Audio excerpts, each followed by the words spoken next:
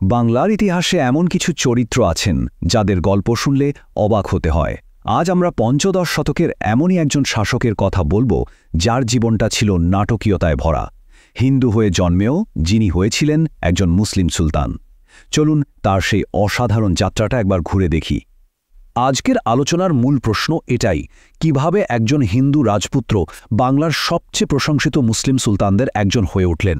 এই আপাত বিরোধাভাস বা প্যারাডক্সের মধ্যেই লুকিয়ে আছে ক্ষমতা, ধর্ম আর রাষ্ট্রনীতির এক অবিশ্বাস্য গল্প। তো গল্পটা শুরু করতে হলে আমাদের একটু পিছিয়ে যেতে হবে, এমন একটা সময়ে যখন গোটা বাংলা সালতানাত এক গভীর সংকটের মধ্যে দিয়ে যাচ্ছিল। এই সংকটই কিন্তু জালালউদ্দিনের উত্থানের মঞ্চ তৈরি করে দিয়েছিল।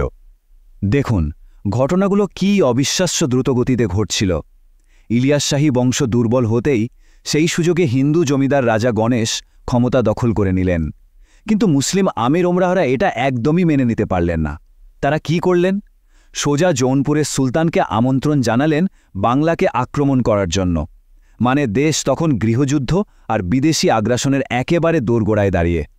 আর এই গভীর সংকটের মধ্যেই এক অবিশ্বাস্য সমাধান বেরিয়ে এলো। আর সেই সমাধানটা আর কেউ নন, ছিলেন রাজা গণেশের নিজের ছেলে যদু।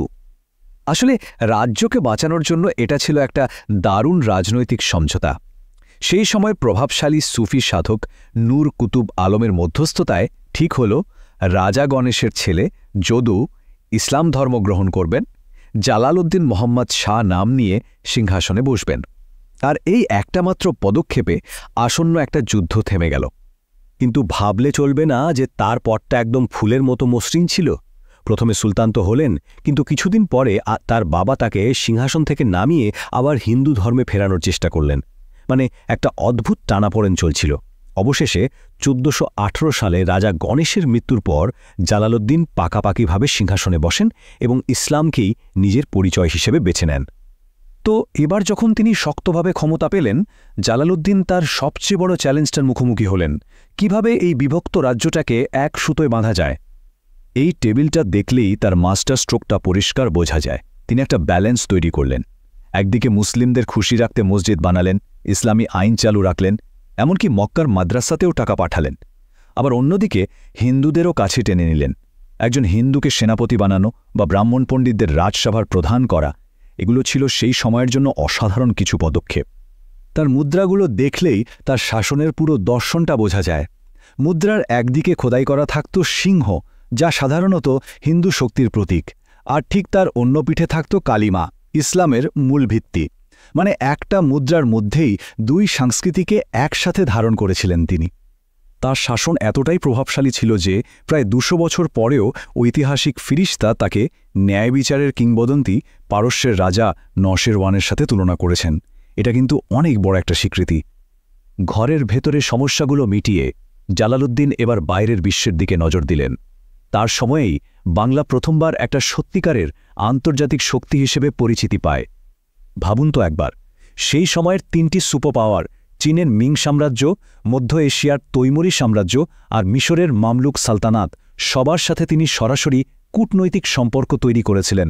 এটা তার দূরদৃষ্টির একটা অসাধারণ উদাহরণ। আর এই জোটের আসল শক্তিটা বোঝা গেল খুব তাড়াতাড়ি। জৌনপুরের সুলতান যখন আবার বাংলা আক্রমণ করার হুমকি দিলেন, জালালউদ্দিন কিন্তু যুদ্ধ করলেন না। তিনি সোজা তার আন্তর্জাতিক বন্ধুদের, মানে চীন আর তৈমুরি শাসকদের কাছে খবর পাঠালেন। আর সেই কূটনীতিক চাপেই জৌনপুরের সুলতান পিছু হটতে বাধ্য হলেন। অর্থাৎ কোনো রক্তপাত ছাড়াই তিনি রাজ্যকে রক্ষা করলেন। জালালউদ্দিনের ক্ষমতাটা কিন্তু শুধু একমুখী ছিল না। একদিকে তিনি কূটনীতি বা যাকে বলে সফট পাওয়ার, সেটা ব্যবহার করেছেন।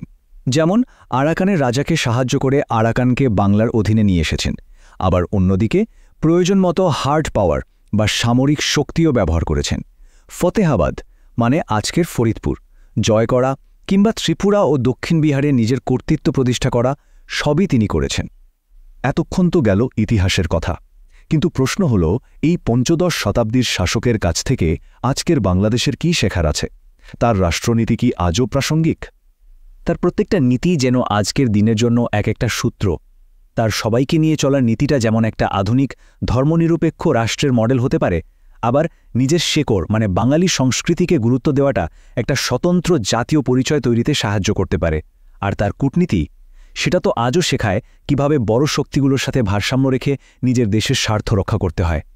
শেষ পর্যন্ত এই প্রশ্নটাই আমাদের ভাবায়, ৬০০ বছর আগের এক সুলতানের তৈরি করা ঐক্যের মডেল কি আজও একটা দেশের ভবিষ্যৎ গড়ার অনুপ্রেরণা হতে পারে? জলালুদ্দিনের রেখে যাওয়া উত্তরাধিকার কি নিছকই ইতিহাস, নাকি ভবিষ্যতের পথ নির্দেশ? এই উত্তরটা হয়তো আমাদেরই খুঁজে বের করতে হবে।